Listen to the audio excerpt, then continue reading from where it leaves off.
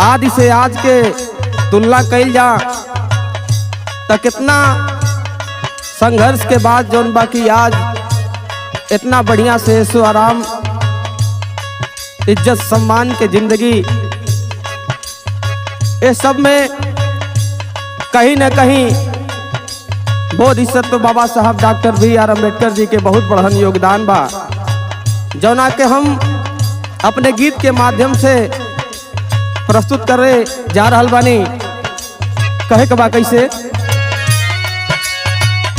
गटई में चेनावाया पकिटा में पेनावा देनावा हमारे साहब के।